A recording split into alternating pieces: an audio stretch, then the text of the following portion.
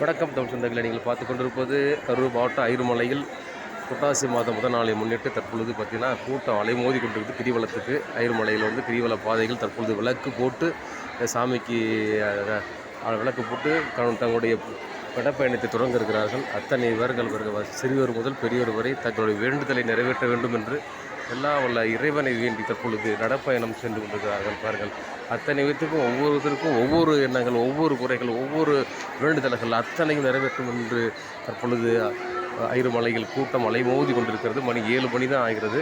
பார்த்திங்கன்னா அழகாக அற்புதமாக ஒரு கோயில், நம்மளுக்கு என்ன நினைக்கிறோமோ அத்தனையும் சிவன் தீர்ப்பார் என்ற நம்பிக்கையில் தற்பொழுது அனைவரும் சென்று கொண்டு இருக்கிறார்கள். தற்பொழுது பார்த்திங்கன்னா விளக்கு போட்டு பூஜைகள் தற்பொழுது நடந்து கொண்டிருக்கிறார்கள்.